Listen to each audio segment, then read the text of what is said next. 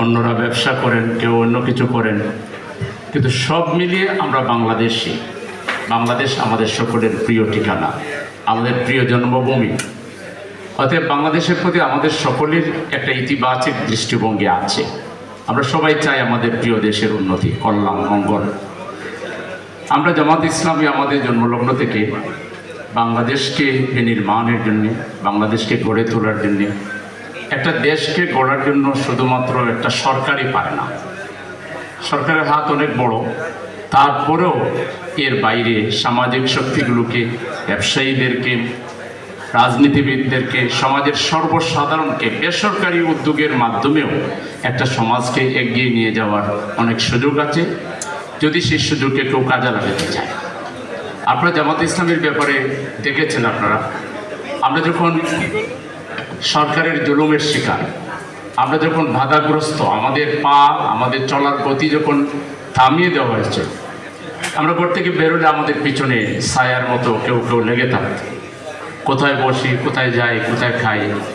আমাদের নামাজ পড়াটাও কঠিন ছিল, জুমার নামাজও আমরা পড়তে পারতাম না।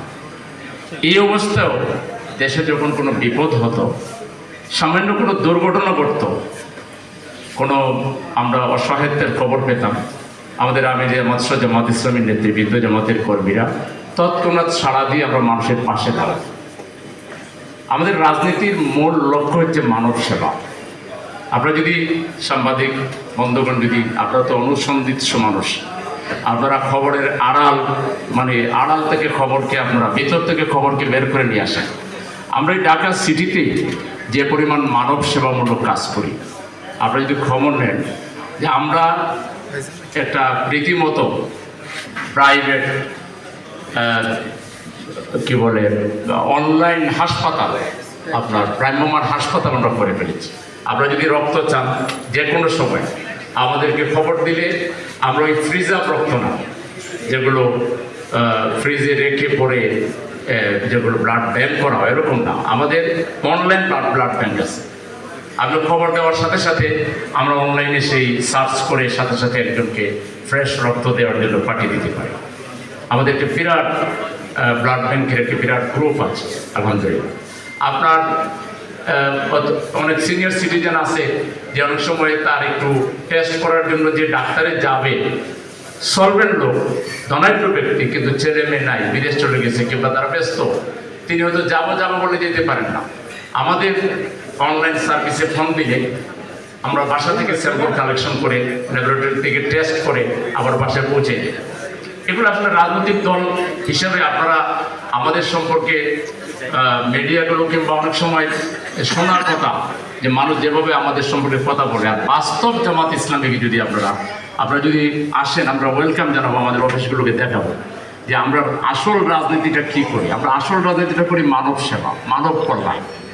আমাদের ওপেন রাজনীতি যেটুকু আপনারা দেখেন, মিছিল মিটিং, এগুলো দেখেনি আপনারা, এটা খুব আমাদের 100 ভাগের 1 ভাগের আপনি বলতে পারেন যে খুব সামান্য একটা অংশ। ওপেন রাজনীতি যেগুলো আমরা করি, মিছিল মিটিং ইত্যাদি, আমাদের আসল রাজনীতি হলো মানুষ গড়ার রাজনীতি। আমরা আমাদের যারা সংগঠন করে, তাদেরকে আগামী দিনের দেশের বিভিন্ন সেক্টরে তারা যাতে ভালো ভূমিকা রাখতে পারে, সৎ হিসাবে, যোগ্য হিসাবে, একজন চরিত্রবান নাগরিক হিসাবে তারা যেন দুর্নীতিমুক্তভাবে যে কোনো দায়িত্ব পালন করতে পারে, সেরকম আমরা মানুষ গড়ার কাজ করি। আমাদের আলোচনা চক্র আছে, পাঠ চক্র আছে, সর্দারি আছে, টিসি আছে, টিএস আছে, যেগুলো আপনি যদি নিজে অংশগ্রহণ করেন, এই যে মুসলমান বা একজন দেশপ্রেমিক নাগরিক হিসেবে আপনার কাছে ভালো লাগবে যে এগুলোই তো দরকার, যেটা বাংলাদেশে অন্য ক্ষেত্রে আপনারা খুব একটা দেখতে পাবেন না। লোক তৈরি করার আমাদের নিজস্ব প্ল্যাটফর্ম আছে, ব্যবস্থাপনা আছে। আবার আমাদের এই লোকগুলোকে আমরা এই ধারণাই দেই যে তোমাকে মৃত্যুর পরে আখেরাতে অনেক পুরস্কার পেতে হবে, তোমার আসল জীবন হলো আখেরাত, তোমার আসল জীবন হলো জান্নাত, সুতরাং এখানে তোমাকে মানুষের সেবা করতে হবে।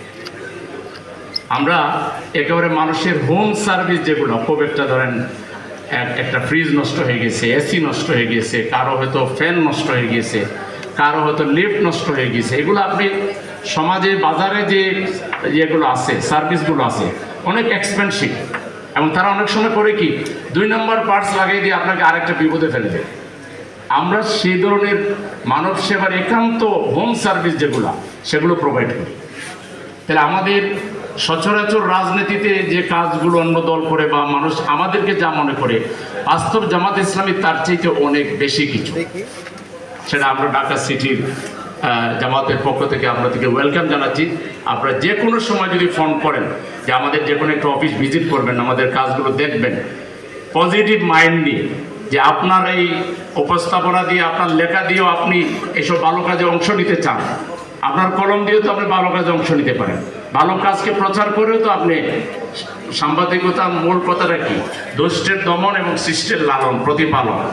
কিন্তু এখন কোনো কোনো ক্ষেত্রে তো মানুষ দেখতেছে যে অনেক সময় এটা উল্টো হয়ে যাচ্ছে, যেটা ভালো এটাকে মন্দ হয়ে যাচ্ছে, আর মন্দটা ভালো করে প্রচার করার একটা অপচেষ্টা বা একটা চেষ্টাও সমাজে আছে। তা আমরা আমাদের সাংবাদিক বন্ধুদেরকে আহ্বান জানাবো, আমরা রাজনীতি করি মানুষের জন্য, মানুষের কল্যাণের জন্য। আমরা রাজনীতি করি আমাদের আখিরাতের মুক্তির জন্য। আমাদের রাজনীতির মূল ভিত্তি হচ্ছে তাকওয়া, পরহেজগারি। আমাদের হাতে অনেকে প্রশ্ন করে যে আপনারা এত মানুষকে সাহায্য করেন, 2 লাখ টাকা করে প্রত্যেক শহীদ পরিবারকে দিচ্ছেন, 50,000 করে আহতদেরকে দিচ্ছেন, এবং আমরা কোনো বাস বিচার ছাড়া কে জামাত ইসলামী করে শিবির করে এটা না। এই আন্দোলনে যারাই শহীদ হয়েছে, সে যদি একজন হিন্দু হয়, সে যদি একজন বৌদ্ধ হয়, তাহলে সবার কাছেই আমরা পৌঁছার চেষ্টা করছি। আপনাদের কাছে আমাদের অনুরোধ, এরকম কোনো কাউকে যদি পান যে সেই সাহায্যটা এখনও পায়নি, আমাদেরকে একটু সহযোগিতা করবেন, ইনফরমেশন দিয়ে আমরা পৌঁছে যাবো ইনশাআল্লাহ। তো এই যে আমরা কাজ করছি, অনেকে বলে আমরা এত টাকা পান কোথায়? কালকেও আমি একটা মত একটা অনুষ্ঠানে বক্তব্য রাখছিলাম রাত্রে, তো সাংবাদিক প্রশ্ন করছেন যে আপনারা এত টাকা পান কোথায়? বলে যে আপনাদের বিদেশি সোর্স আছে। তা আমরা বলি, আমাদের যে লক্ষ লক্ষ নেতাকর্মী আছে আমাদের সংগঠনে, আমরা যে কাজ করি, আল্লাহর নির্দেশ হলো অতুজাহিদুনা ফি সাবিলিল্লাহি বিআমওয়ালিকুম ওয়া আনফুসিকুম, আর তোমরা আল্লাহর রাস্তায় সংগ্রাম করো তোমাদের মাল দিয়ে এবং জান দিয়ে। আগে মালের কথা বলেছে। এজন্য আমাদের মেম্বার যারা, তাদেরকে তাদের আয়ের, উপার্জিত আয়ের 5% টাকা সংগঠনের ফান্ডে জমা দিতে হয়। এটা তারা দেয় আল্লাহর সন্তুষ্টির জন্য, এটা চাঁদা না। এটাকে আমাদের ভাষায় বলি আমরা ইয়ানত। এটা হলো আল্লাহর প্রতি সাহায্য করা, এবং সবাই নিজ দায়িত্বে দেয়। এটা এমন না যে আমরা গিয়ে ঘরে ঘরে করে তদারকি করে আনি, তা না। সবাই মাস শেষে তার আয়ের 5% সংগঠনের ফান্ডে জমা দেয়। তাই নিয়ে ঢাকা সিটিতে জামাতের কয়েক লক্ষ সাপোর্টার আছে, লক্ষাধিক কর্মী আছে জামাত ইসলামী, অনেক প্রবণ আছে জামাত ইসলামী। তাহলে দেখেন জামাত ইসলামীর এই টাকাগুলো তো মাসিক অটোমেটিকলি চলে আসতেছে। ফলে মানুষ যেগুলো সন্দেহ করে, ওই সন্দেহের সাথে জামাতের ফান্ডের কোনো সম্পর্ক নাই। আমাদের বিগত পতিত স্বৈরাচার, তারা আমাদের সবগুলো যে আয় ব্যয়ের হিসাব দফায় দফায় তারা তল্লাশি করে উদ্ধার করেছে। আমরা যেসব লেজার খাতায় এগুলো উঠে রাখি, আমরা যদি 1 টাকা 5 টাকা, আমি সেলিমউদ্দিন যদি 5 টাকা দেই, আমার নামে রসিদ কাটা হবে এবং ওই 5 টাকা ওই খাতায় লিখে রাখা হবে। আবার ব্যয় কোথায় করেছি সেটাও বাউচার আছে। এই যে মানব কল্যাণের জন্য আমরা ব্যয় করি, আমাদের অফিসের ভাড়া দেই, আরও যেসব কাজ আমরা করি সেগুলো লেখা আছে যে কোন খাতে কোথায়।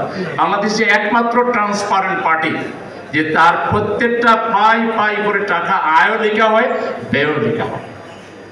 বাংলাদেশের একমাত্র গণতান্ত্রিক পার্টি যার সর্বনিম্ন সাংগঠনিক স্ট্রাকচার হলো ইউনিট বলি আমরা, যেখানে 5-7 কর্মী থাকে, 100-200 সহযোগী থাকে। সেই ইউনিটটাতেও নির্বাচন হয়, সেই ইউনিটের নেতা ভোটের মাধ্যমে নির্বাচিত হতে হয়। ইউনিটের উপরে ওয়ার্ড আছে, ওয়ার্ডের উপরে থানা আছে, থানার উপরে অঞ্চল আছে, অঞ্চলের উপরে মহানগরী আছে, মহানগরীর উপরে কেন্দ্র আছে। তাইলে ইউনিট থেকে কেন্দ্র পর্যন্ত জামাত ইসলামীর সব জায়গায় একটা গণতান্ত্রিক নর্মসকে মেনটেন করা। তা আজকে আমরা আপনাদের কাছে অনুরোধ করব যে বাংলাদেশ জামাত ইসলামী যে ইতিবাচক দৃষ্টিভঙ্গি নিয়ে রাজনীতি করছে, মানব কল্যাণের যে রাজনীতি করছে, বাংলাদেশ যে আজকে যে স্লোগানের ভিত্তিতে স্বাধীন হয়েছে, উই ওয়ান্ট জাস্টিস, সেই জাস্টিস আমরা আপনাদের কাছে আশা করব। আপনারা আপনাদের লেখনের মাধ্যমে, আপনাদের উপস্থাপনার মাধ্যমে আপনারা জাস্টিস করবেন। জামাত ইসলামী যদি ভালো কাজ করে, আপনারা ভালো কাজটা তুলে ধরবেন। জামাত ইসলামী যদি মন্দ করে, আপনারা মন্দটাও তথ্যভিত্তিক তুলে ধরবেন। আমরা কোনো ভুল করলে আপনারা ধরে দিবেন। আমরা এক পায়ে দাঁড়িয়ে আছি। আমাদের সাংবাদিক বন্ধুগণ যদি আমাদের ওয়েলিশার হিসাবে দেশের কল্যাণের স্বার্থে আপনারা আমাদেরকে কিছু দৃষ্টি আকর্ষণ করেন, আমাদেরকে যদি কিছু ভুল ধরিয়ে দেন, তাহলে আমরা সেটাও মেনে নিতে আমাদের কোনো আপত্তি নেই। আর আমরা আপনাদের কাছে বিশেষভাবে আহ্বান জানাচ্ছি, আমরা যে পরিবর্তনটা করেছি সমাজে শান্তির জন্য, স্বস্তির জন্য, নিরাপত্তার জন্য, উন্নতির জন্য। আজকে ব্যবসায়ীদেরকে আক্ষেপ করতে শোনা যাচ্ছে যে এখনও সেই পতিত স্বৈরাচার যেভাবে চাঁদাবাজি করেছে, তার লোকেরা চাঁদাবাজি করেছে, টেন্ডারবাজি করেছে, কাঠ দখল করেছে, মাঠ দখল করেছে, তারা যেভাবে বাজার দখল করেছে, পরিবহন দখল করেছে, এখনও সেই পতিত স্বৈরাচারের এক্সটেনশন পুরাতন নতুন মিলে জিলে আবার নাকি ভাগ বাটোয়ারা শুরু হয়ে গেছে। কালকে একটু বড় ব্যবসায়ী আমাকে বললেন যে ভাই, আপনারা আন্দোলন করলেন, সফল হলেন, কী সফলতা? আমরা তো এখনো চাঁদা দিতে হচ্ছে।